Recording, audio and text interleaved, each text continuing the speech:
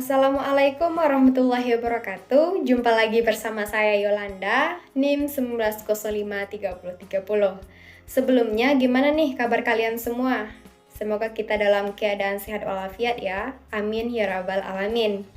Baik, untuk mempersingkat waktu, pada kesempatan kali ini saya akan membahas materi kelas 10 ekonomi kurikulum 2013, yaitu tentang konsep ekonomi, di mana pada materi konsep ekonomi ini akan dibagi menjadi 4 submateri, di mana yang pertama yaitu pengertian manajemen, yang kedua unsur-unsur manajemen, yang ketiga fungsi manajemen, yang terakhir yaitu bidang-bidang manajemen.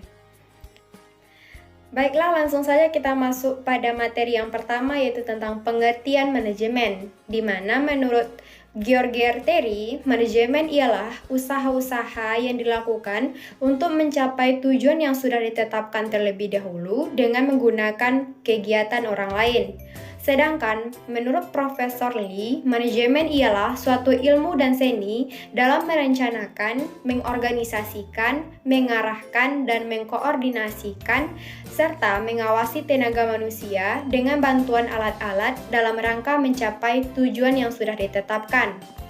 Jadi, dapat kita simpulkan bahwa manajemen adalah bagaimana mencapai tujuan sebuah organisasi dengan teknik dan cara-cara tertentu, serta membutuhkan peran manusia dalam prosesnya. Materi selanjutnya yaitu tentang unsur-unsur manajemen, di mana dalam sebuah manajemen terdapat 7 unsur di dalamnya.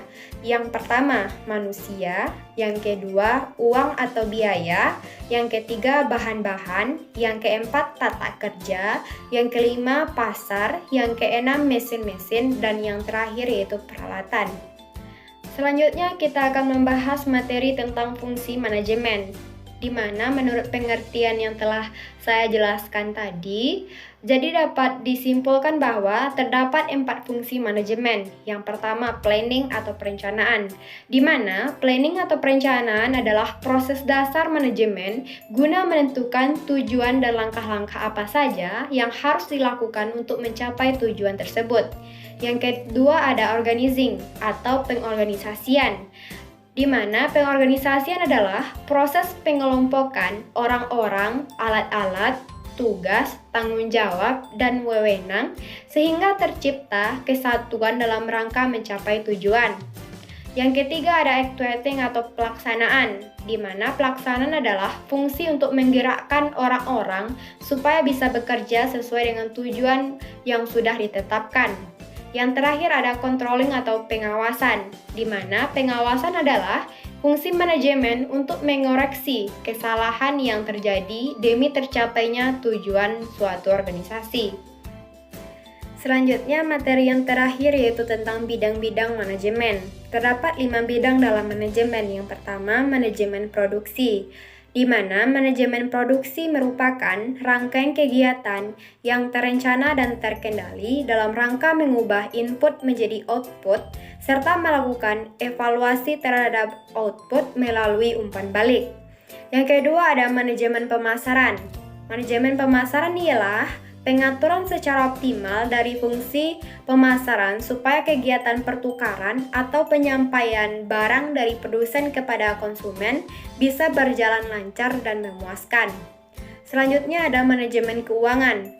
Manajemen keuangan adalah manajemen yang berhubungan dengan langkah-langkah guna mendapatkan dana yang dibutuhkan dan bagaimana penggunaannya dalam rangka mencapai tujuan.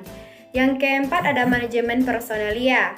Manajemen personalia merupakan fungsi manajemen yang bertanggung jawab terhadap sumber daya manusia yang terlibat dalam kegiatan perusahaan agar tujuan yang telah ditetapkan dapat tercapai. Yang terakhir ada manajemen administrasi. Manajemen administrasi memberi perhatian pada pemberi layanan di bidang administrasi, penggunaan alat yang efektif, dan kemudahan pada bidang lain. Baiklah semuanya, itu tadi penjelasan materi tentang konsep manajemen. Saya ucapkan terima kasih atas kesempatannya dan mohon maaf jika terdapat kesalahan kata, baik disengaja maupun tidak disengaja. Sampai jumpa lagi di video saya berikutnya. Saya akhiri. Assalamualaikum warahmatullahi wabarakatuh.